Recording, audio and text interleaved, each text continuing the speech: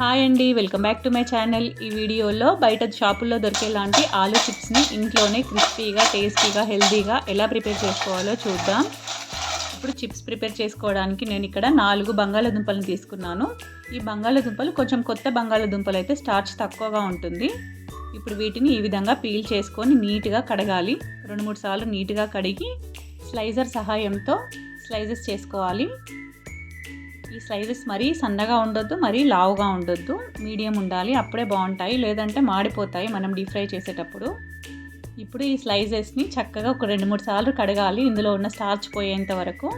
ఈ విధంగా కడిగిన తర్వాత ఇందులో 1 టీ స్పూన్ ఉప్పు వేసి కొద్దిగా నీళ్లు పోసి ఒక 10-15 నిమిషాల పాటు పక్కన పెట్టాలి.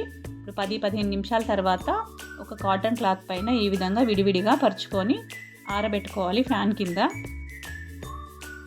అరగంట సేపు ఆరితే చక్కగా ఆరిపోతాయి. ఈ విధంగా ఆరిన తర్వాత వీటిని ఒక్కొక్కటిగా ప్లేట్లోకి తీసుకోవాలి. ఈ విధంగా చక్కగా ఆరిన పొటాటో స్లైసెస్ని ఒక ప్లేట్లోకి తీసి పక్కన పెట్టాలి.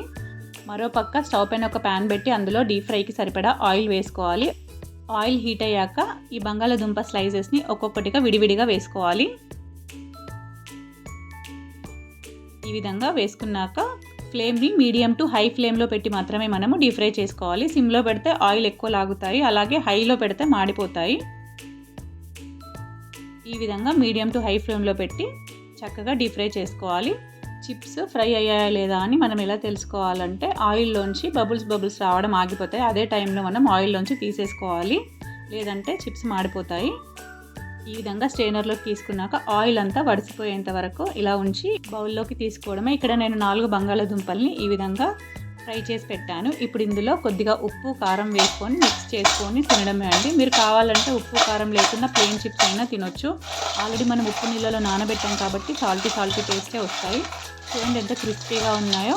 మీరు కూడా ఒకసారి ఇంట్లో ఈ విధంగా ట్రై చేసి మీ పిల్లలకి పెట్టండి, చాలా బాగుంటాయి, ఇష్టంగా తింటారు. అండ్ హెల్దీ, ఇంట్లో ప్రిపేర్ చేసుకుంటే ఏ ఫుడ్ అయినా హెల్దీయే కదా. మీరు కూడా ఒకసారి ట్రై చేసి ఎలా వచ్చిందో కామెంట్ బాక్స్లో కామెంట్ చేయండి. Thank you for watching this video. Please like, share and subscribe.